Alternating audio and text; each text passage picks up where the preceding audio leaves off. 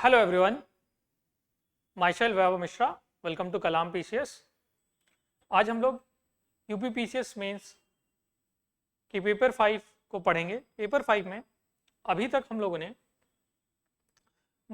12 chapters पढ़े थे। Last class हमारा medical and health issues in UP पर था।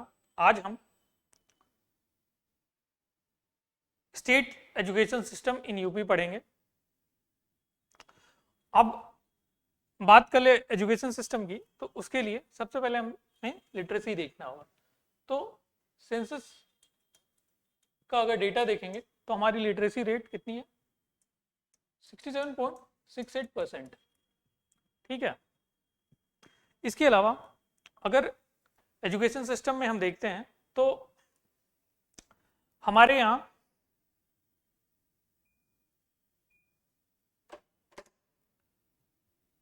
प्राइवेट स्कूल्स हैं और गवर्नमेंट स्कूल्स हैं। प्राइवेट स्कूल्स में नॉर्मली एजुकेशन सिस्टम बहुत हद तक ठीक चल रहा है। गवर्नमेंट स्कूल्स की बात करते हैं तो वहाँ पे कुछ कमियां हैं, उसको हम लोग डिस्कस करेंगे। और बात करें तो स्कूल में अगर बोर्ड्स की बात करें तो CBSE, UP board and ICSE तीनों बोर्ड ही हमारे यहाँ पर हैं। उसके अलावा अगर हम बात करें तो ऑलमोस्ट 43% ऑफ स्टूडेंट्स हमारे यहाँ सरकारी स्कूल में पढ़ाई प्राप्त करते हैं। अब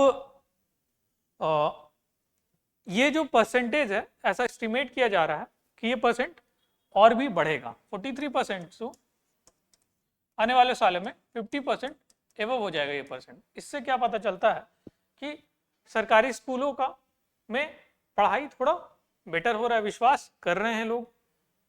ठीक है। अब अगर हम चैलेंजेस की बात करें कि आखिर क्या चैलेंजेस है इन सभी सिस्टम्स में, तो उसको हम अगेन 3 पार्ट में डिवाइड कर लेते हैं, primary, secondary and higher level पे। तो शुरू करते हैं प्राइमरी लेवल से। अगर आप प्राइमरी लेवल में देखिएगा तो इनरोलमेंट की प्रॉब्लम नहीं है। यहां पर क्या हो रहा है कि बच्चे आ जा रहे हैं, इनरोलमेंट हो जा रहा है। ठीक है। अगर यूपी की इनरोलमेंट रेशियो की बात करें प्राइमरी लेवल पे तो ऑलमोस्ट 97% है। ऑल्दो आप बोल सकते हैं कि अगर नेशनल एवरेज लें तो वो 98 है। ठीक है। एग्जैक्ट बात करेंगे तो ये 98.4 हो जा रहा है और ये 97.1 हो जा रहा है। तो ये जो परसेंट है थोड़ा सा ही कमी है, ज़्यादा कमी नहीं है। तो अब प्राइमरी लेवल पे आप ये नहीं कह सकते इनरोलमेंट का बहुत ज़्यादा प्रॉब्लम नहीं है। तो प्रॉब्लम फिर कहाँ पर है? प्रॉब्लम है क्वालिटी ऑफ एजुकेशन में, कि बच्चे पढ़ने के लिए तो आ जा रहे हैं पर क्या उनको वैसी शिक्षा प्राप्त हो रही है जैसी उन्हें मिलनी चाहिए? तो इसका आंसर है नहीं। यहाँ पे क्वालिटी ऑफ एजुकेशन का बहुत बड़ा इशू है। अगर हम एसर की रिपोर्ट लें, एएसईआर रिपोर्ट 2022 की बात करें तो क्लास 3 में यूपी के in class 3 in UP only 36.1% जो बच्चे थे वो बेसिक टेक्स्ट को पढ़ पा रहे थे। तो आप देख सकते हैं कि क्वालिटी ऑफ एजुकेशन बहुत ही खराब मिल रहा है। तभी तो सिर्फ 36% बच्चे बेसिक टेक्स्ट को पढ़ पा रहे हैं। इसके अलावा बात करते हैं इंफ्रास्ट्रक्चर की। इंफ्रास्ट्रक्चर में प्रॉब्लम है। इंफ्रास्ट्रक्चर में क्या प्रॉब्लम है? प्रॉपर क्लासरूम नहीं है, लाइब्रेरीज नहीं है, टॉयलेट्स नहीं बने हुए हैं। और देखिए जो प्रॉब्लम्स हैं वो ऐसा नहीं है कि इंफ्रास्ट्रक्चर की प्रॉब्लम सिर्फ प्राइमरी लेवल पे है, सेकेंडरी लेवल पे भी है और हायर लेवल पे है। कुछ प्रॉब्लम्स ऐसे होंगे जो तीनों जगह परसिस्टेंट रहेगी। इनफैक्ट प्रॉब्लम्स ऐसे होंगे जो कि प्राइमरी लेवल से सेकेंडरी लेवल से टर्सरी हायर लेवल पे जाते जाते ये और बढ़ते चला जा रहा है। जैसे कि एक इंफ्रास्ट्रक्चर की प्रॉब्लम है, फिर टीचर की शॉर्टेज है, टीचर की क्वालिटी की प्रॉब्लम है। अगेन आप रिपोर्ट्स को देखेंगे तो आप देखेंगे कि लगभग 1.5 लाख टीचर की कमी है eight primary and upper primary level पे। ठीक है। इसके अलावा हम देखते हैं कि प्राइमरी लेवल पर कुछ और प्रॉब्लम्स है। सबसे पहले लैंग्वेज बैरियर। अब यहाँ पे एजुकेशन जो है ये कहा जाता है कि प्राइमरी लेवल पे एटलीस्ट मदर टंग में होना चाहिए, लेकिन हम क्या कर रहे हैं, इम्पोज कर दे रहे हैं। हमारे यहाँ तो वैसे भी आदत है कि इंग्लिश में बात करो, इंग्लिश में करो। English is just a language, ठीक है। मदर टंग में प्राइमरी लैंग्वेज अगर प्राइमरी एजुकेशन होती है तो बच्चे की मानसिक विकास अधिक होता है, ऐसा कुछ रिसर्चर का मानना है। Then socio economic disparity, lack of awareness, ये भी एक प्रॉब्लम है। कैसे कि आपको पता है कि जो रिच पुअर की डिवाइड है, रूरल अर्बन का डिवाइड है, वो कंटिन्यू है। और सिर्फ इनरोलमेंट की बात नहीं है, यहाँ पर और भी प्रॉब्लम है कि फैसिलिटीज की, जो फैसिलिटीज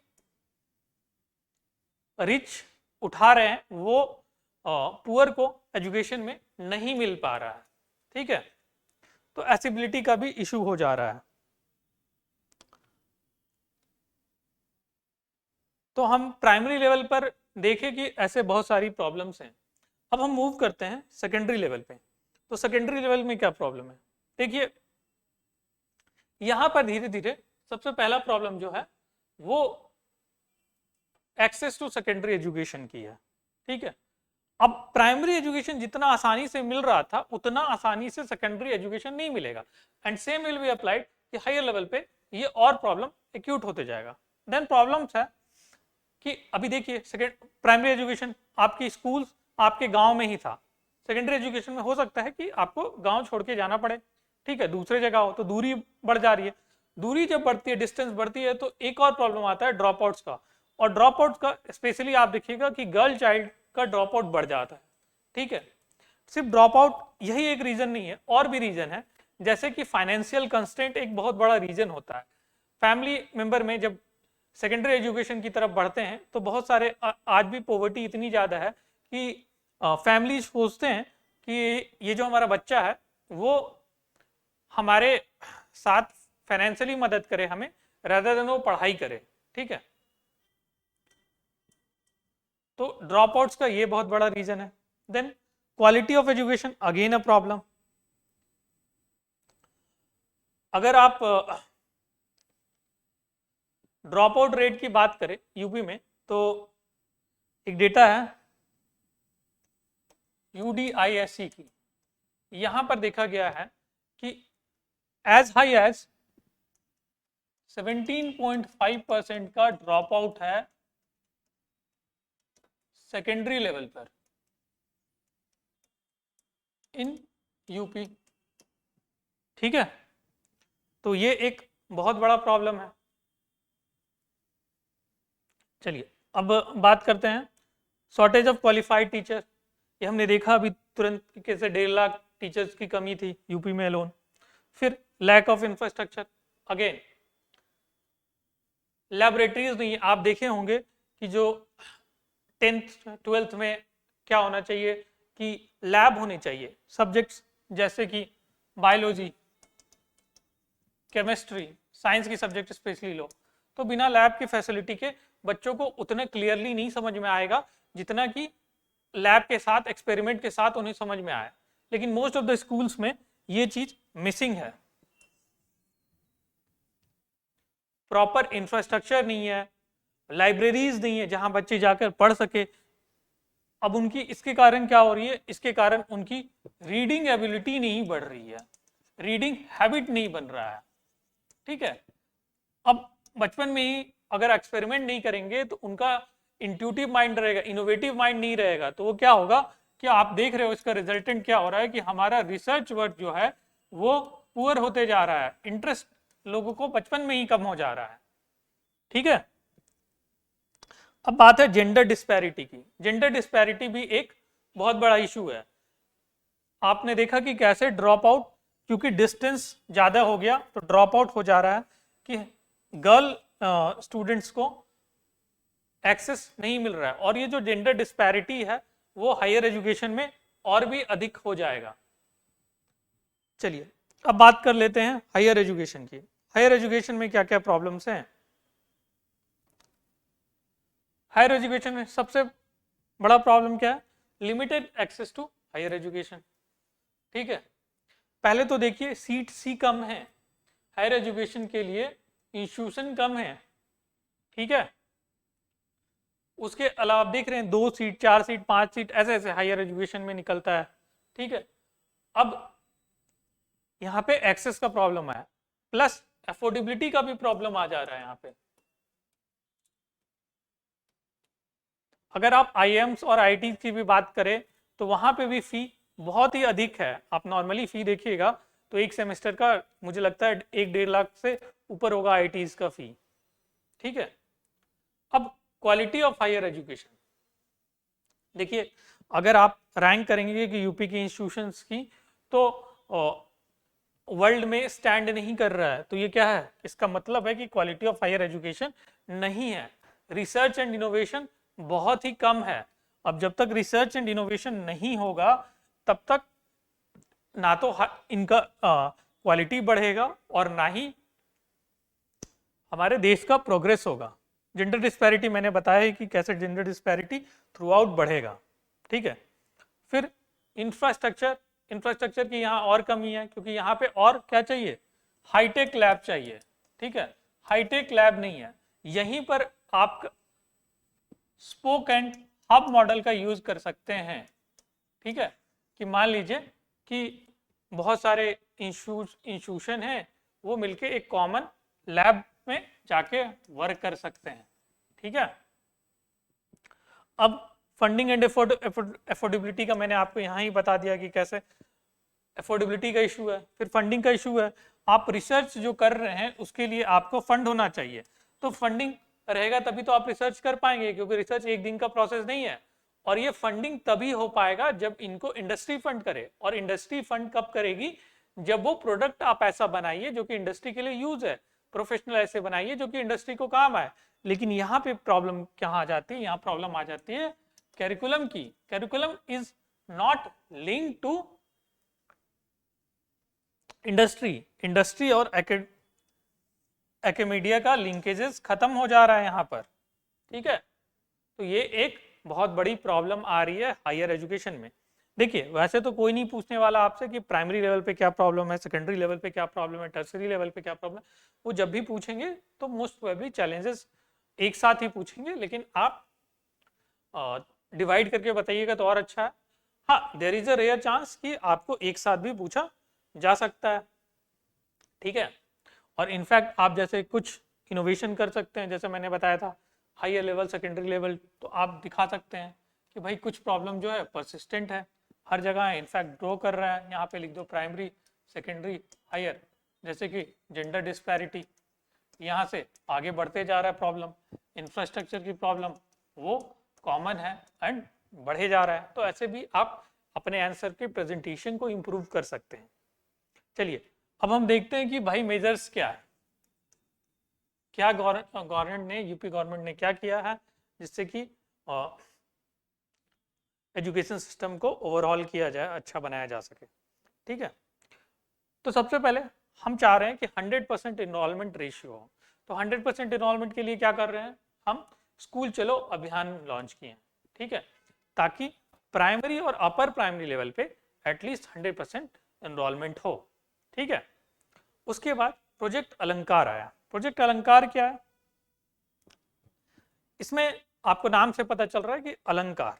ठीक है, अब इसमें 450 यूपी के जो 450 स्कूल्स हैं उसमें इंफ्रास्ट्रक्चर का रिनोवेट करेंगे, क्योंकि बहुत सारे स्कूल्स हैं जो आप देखोगे अभी भी जर्जर हालात में है, तो उनका इंफ्रास्ट्रक्चर डेवलप करेंगे, स्टूडेंट को को करिकुलर एक्टिविटीज़ में इन्वॉल्व करेंगे। ठीक है, अदर चीज़ें भी हैं, लेकिन मोस्ट इंपॉर्टेंट है कि पूरा इंफ्रास्ट्रक्चर को ओवरऑलिंग होगा, प्लेग्राउंड्स बनाए जाएंगे। ठीक है, उसके बाद ऑपरेशन कायाकल्प, ये एक इम्पॉर्टेंट है।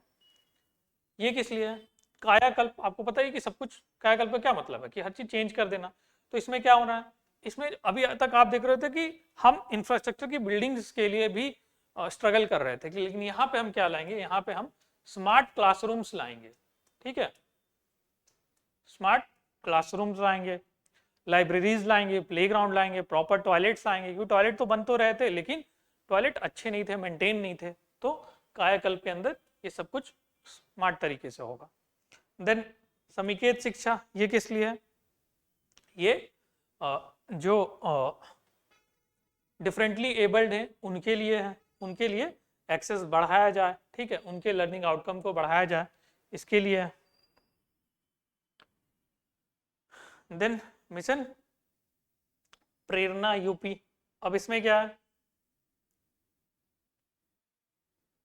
इसमें हम क्या कर रहे हैं, क्वालिटी ऑफ प्राइमरी एजुकेशन के ऊपर फोकस करेंगे, ठीक है। प्राइमरी एजुकेशन के लिए यूपी की मोस्ट इंपॉर्टेंट स्कीम जो है ये मिशन प्रेरणा है। इसमें हमको ड्रॉप आउट का भी प्रिवेंशन को रोकना है, ठीक है। अब इसके अलावा गर्ल चाइल्ड की बात कर ले, गर्ल चाइल्ड के लिए बहुत सारे काम किए गए हैं, जैसे कस्तूरबा स्कूल्स का आप मेंशन कर सकते हैं, ठीक है। देन अगेन आप मेंशन कर सकते हैं कि कन्या सुमंगला योजना, ठीक है, यहाँ पे Kasturba medical schools 746 Kasturba schools हैं यूपी में, ठीक है। इसके अलावा अभ्युदय स्कीम्स, अभ्युदय स्कीम किस लिए है? जो यहाँ प्रिपरेशन की बात हो रही है, कौन सी प्रिपरेशन? जो कुछ एग्जाम है, स्टेट पीसीएस, सिविल सर्विसेज, ठीक है, देन नीट की एग्जाम हो गई, जेई की एग्जाम हो गई, सीडीएस की एग्जाम हो गई, इस टाइप की एग्जाम जो है वो अभ्युदय स्कीम के द्वारा बच्चों की तैयारी करवाई जा रही है। अब ये तो कुछ स्कीम्स हैं, उसके अलावा भी आप क्या बताएंगे? जो मोस्ट इंपॉर्टेंट स्कीम है अभी जो है एनईपी, नेशनल एजुकेशन पॉलिसी। तो नेशनल एजुकेशन पॉलिसी में यूपी बहुत ही आगे है, इसको इम्प्लीमेंट कर रहे हैं धीरे धीरे, ठीक है। तो नेशनल एजुकेशन पॉलिसी तो ऑल टुगेदर एक पूरा ही एक चैप्टर ही हो जाएगा। तो बस आप इतना जान लो कि न्यू एजुकेशन पॉलिसी में जो यूपी के जो प्रोग्रेस है उसको भी आप यहाँ पर मेंशन कर सकते हैं। तो आपको 7-8 पॉइंट मिल गया, ठीक है। फिर आप कुछ इंटरनेशनल एग्जाम्पल दे सकते हैं, जैसे कि हम नीदरलैंड मॉडल अपना सकते हैं, ठीक है, जिससे कि ड्रॉप आउट्स को कम किया जा सके, ठीक है। तो आप ऐसे एंड भी कर सकते हो अपने आंसर को। तो इस तरीके से ओवरऑल आप एजुकेशन सिस्टम पे भी लिख सकते हो, ठीक है। Thank you very much, have a good day.